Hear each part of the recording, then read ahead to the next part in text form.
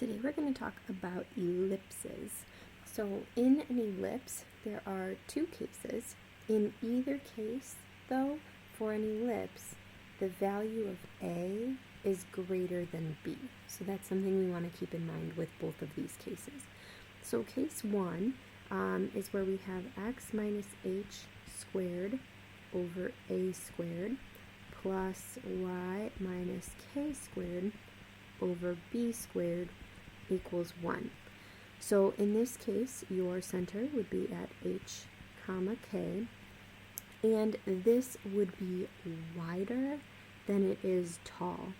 A being the larger of the two numbers that are in your denominators and squared, A is telling you which direction your ellipse is wider in. So because A here is beneath the x being the horizontal direction, this means that your ellipse in this case is going to be wider than it is tall. So it's going to look more like this. Okay, so our major axis length is going to be 2 times A, and our minor axis length is going to be 2 times B.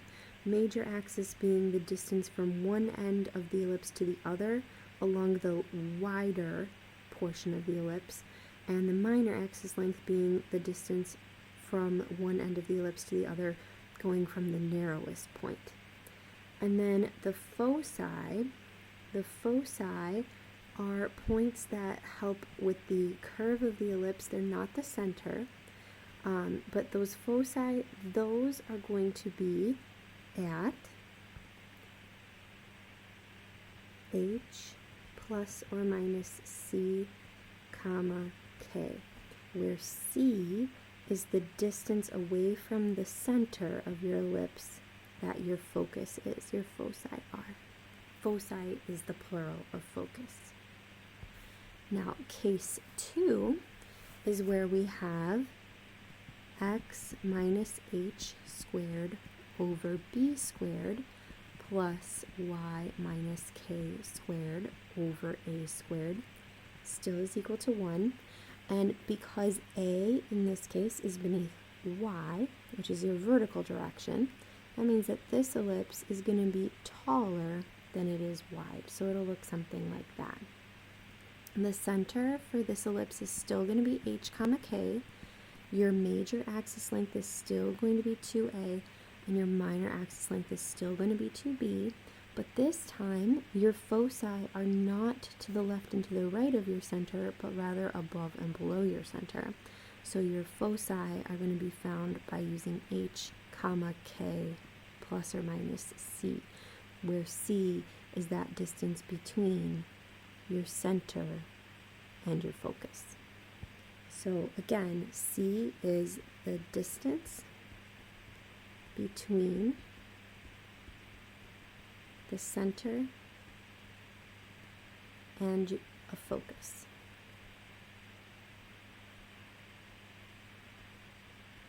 And we can find c squared is equal to a squared minus b squared, not a squared plus b squared. Now, the eccentricity of an ellipse is the ratio of c to a. Now, the eccentricity of any conic is always going to be between 0 and 1, where an eccentricity of 0 is a circle, and an eccentricity of 1 is a parabola. Your eccentricity for an ellipse is going to be between 0 and 1. If it's equal to 1, you have a parabola. If it's equal to 0, you have a circle. And we'll talk later about what it means if it's outside of that span. The last piece that we need to know before we dive into some practice problems, the vertices of an ellipse are the endpoints of the major axis. So depending on which way your ellipse is wider, if you have a wider ellipse, then your vertices would be here and here. If you have a taller ellipse, your vertices would be here and here. Whenever we are graphing ellipses, we're going to want to make sure that we state the center, the major and minor axes lengths, the foci, and the eccentricity. So let's look at a couple practice problems. So to start with, this is not in our typical form for an ellipse because it's not equal to 1. So the easiest way for us to get this to equal 1 is by dividing both sides by 36. In doing so, 36 divided by 36 is 1. 4 over 36 simplifies nicely to 1 over 9. And then 9 over 36 simplifies nicely to 1 over 4. So now I can see my equation of an ellipse. In this case, the center is going to be 0, 0. I can see that the larger value is under x, and because the larger value is under x, that means that this is going to be wider than it is tall. So that's helpful for me to know. And I can tell if 9 is my larger value, that means that a squared is equal to 9, which means the a value is actually 3. And 4 would be equal to my b squared, which means 2 would be my actual value of b. So I have my center. My major axis length is going to be 2a. So that's 6. That's my major axis length. And then my minor axis length is going to be 2b. So in that case, it'd be 2 times 2, so 4. And that's my minor axis length.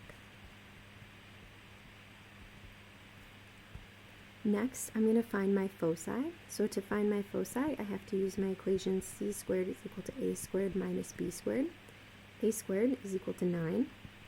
So 9 minus b squared, which is 4. So c squared is equal to 5, meaning c is equal to the square root of 5. My center is at 0, 0. My ellipse is wider than it is tall. So that means that when I'm looking for my foci, they are going to be to the left and to the right of my center.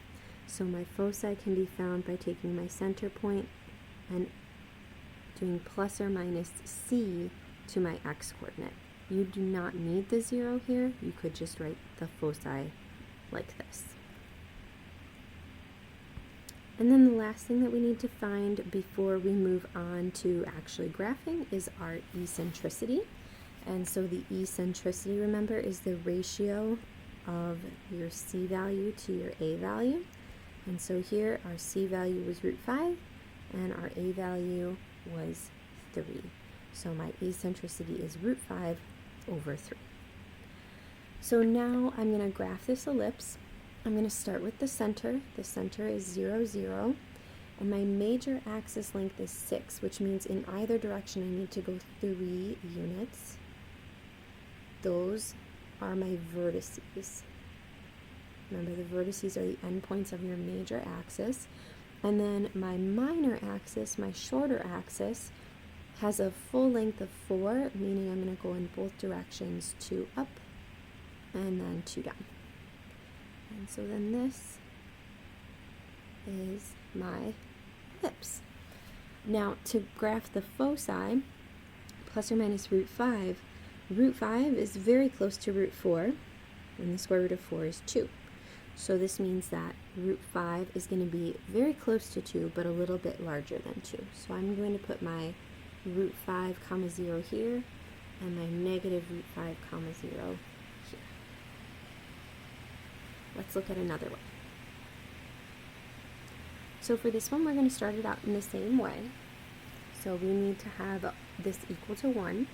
So I'm going to start by dividing by 5 on both sides here.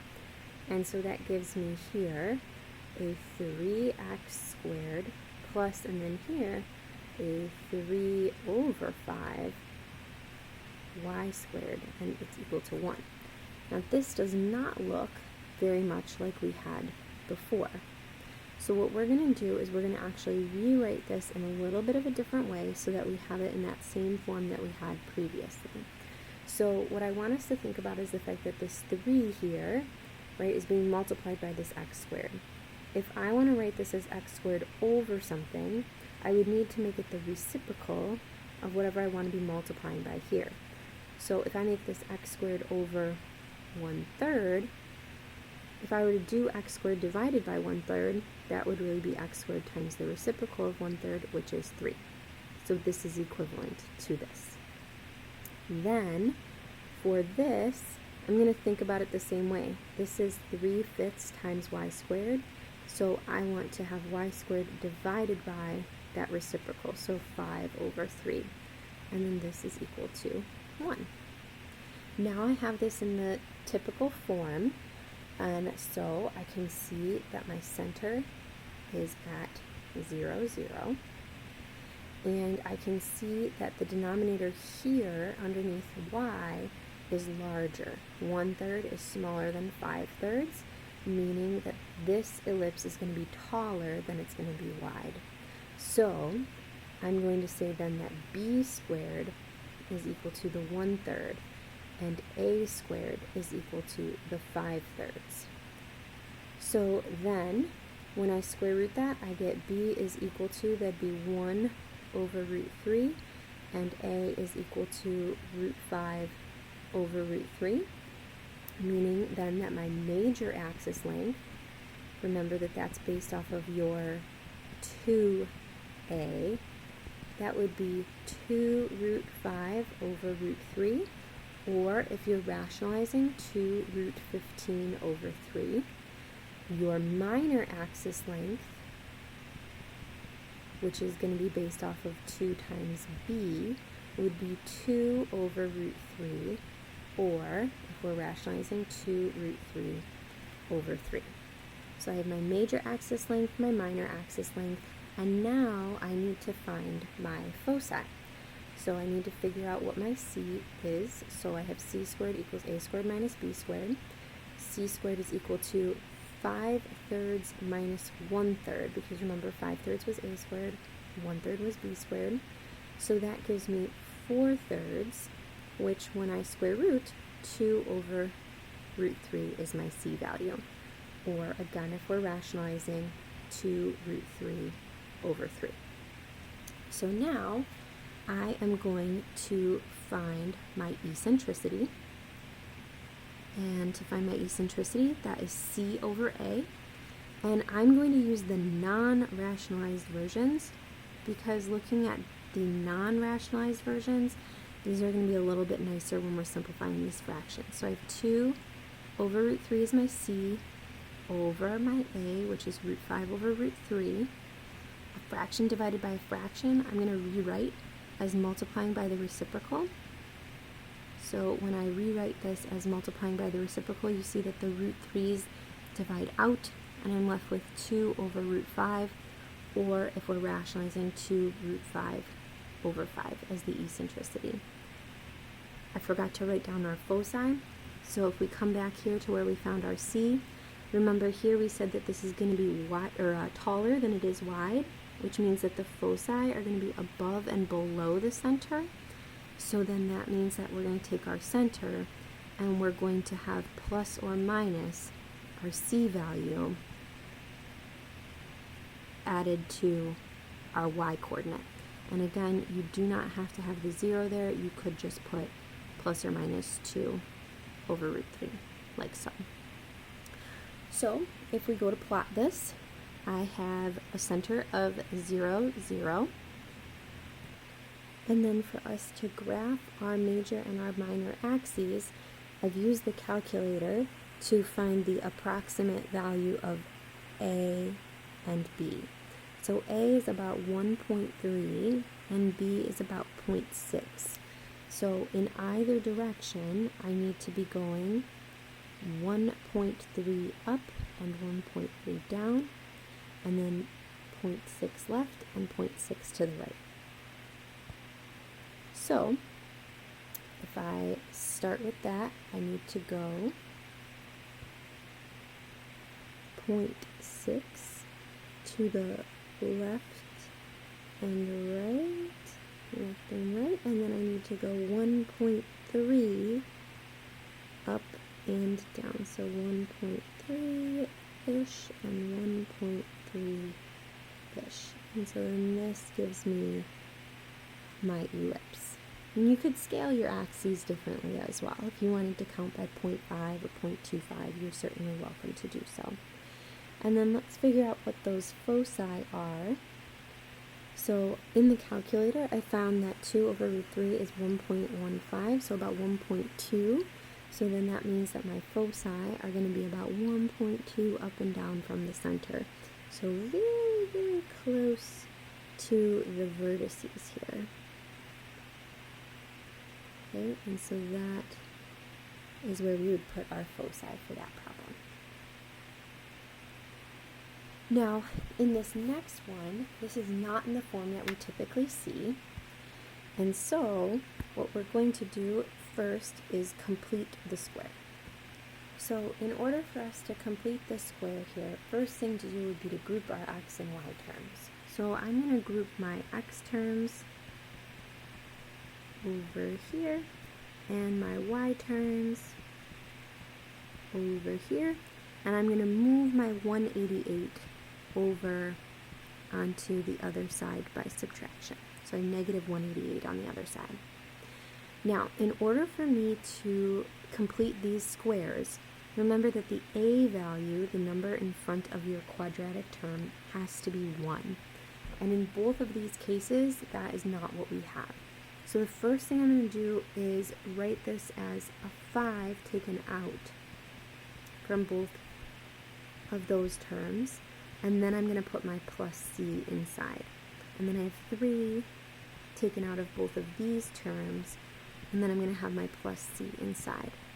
Now, when I do that, it's important to note that whatever number I'm adding in here is not just directly going to be added over here, because if I'm adding, say, a 1 here, on the left-hand side, I'm actually adding 1 times this 5.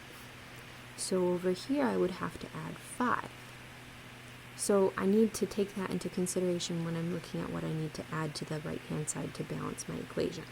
So let's begin. b over 2, so negative 8 over 2 is negative 4. Squared would be positive 16.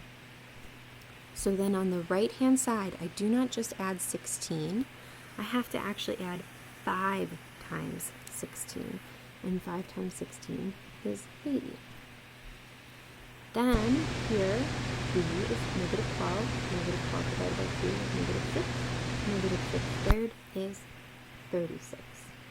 And so I would have to do 3 times 36 and add that to my other side. And 3 times 36 is 108.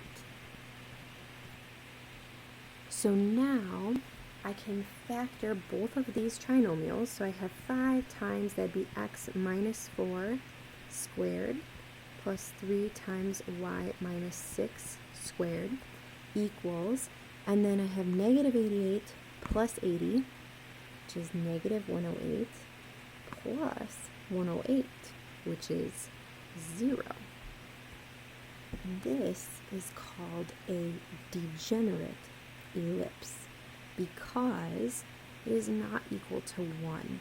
And this happens when we think about what conic sections are slices of 3-dimensional cones, right? And so an ellipse normally is sliced more or less along kind of a diagonal plane, like so, through one of these cones. A degenerate ellipse occurs when the slice that you're taking happens right at the intersection of these cones, or at the vertex of one of the cones. And so this degenerate ellipse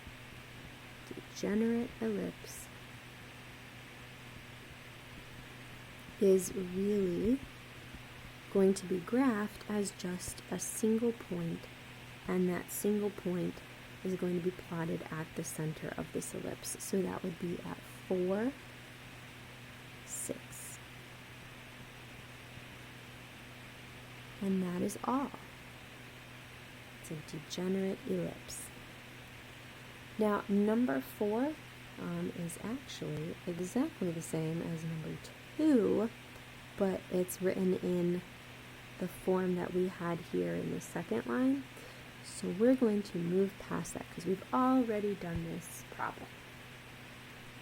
Now we're going to actually write equations of ellipses given some information. So in number 5, we're given the major axis length. Major axis length, remember, is 2a. So in this, I've been given a is 5. If the foci are at plus or minus 3, 0, that means that they are equally spread across 0, 0, which means that the center must be at 0, 0. And that would mean then that my C is 3. So if I have A and C, I can then find B. And so I would do C squared equals A squared minus B squared. So that would be 9 for C squared equals 25 minus B squared. And so if I subtract my 25 over, that gives me negative 16 equals negative B squared. So 16 equals B squared. My B value is 4. Now, I'm going to go ahead and write my equation. I have x minus h, but my center is just 0, so I have x squared over something, and then I have y squared over something equals 1. Now, I just have to think about which direction this ellipse is wider or is it taller. Because the foci are to the left and to the right of the center, that means it's going to be wider than it is tall. So my ellipse is going to look like this, which means A would have to go under x squared. Remember, it's a squared that gets plugged in, so then my equation would be x squared over 25 plus y squared over 16 is equal to 1. Let's try another one. So in this case, I have my focus at plus or minus 3 and my foci at plus or minus 3, which again means that my center is at 0, 0. And again, it means that this is horizontally wider, and it means that C is 3. My vertices are at 5, 0 and negative 5, 0, which means, remember that the vertices are the endpoints of the major axis, which means then that the length of the major axis 2a would be 10, or just a is 5. And so again, just like up here, I actually have a and c already. They're the same values, which means b is still going to be 4. And because this is also wider than it was tall, this is actually going to give us the same equation that we had in number 5. Those key elements are the same, but we were given them in a different way. Looking at number 7, my vertices are at plus or minus 4, 0, meaning then that 2a, the length of my major axis, is 8, or that a is 4. And the eccentricity, remember, is c over a. So here, because the eccentricity is 1 over 4, I can plug in a, which is 4, and I can multiply by 4 on one side, or on both sides, or I could cross multiply, but either way, I'm going to solve that equation and find that c is equal to 1. And because my vertices are left and right, that means that this is wider than it is tall, so my equation is going to be x squared over and y squared over. My a squared is going to go under x squared, and I need to figure out what b is. I know my center is at 0, 0, because if the vertices are at 4 and negative 4, then 0, 0 is exactly in the middle of them, and so that would be my center. So then finding b squared, c squared is equal to a squared minus b squared. So 1 is equal to 16 minus b squared. So negative 15 is equal to negative b squared. So 15 equals b squared. And I can just plug that in here for b squared. So I have x squared over 16 plus y squared over 15 is equal to 1. And that is how we work with ellipses.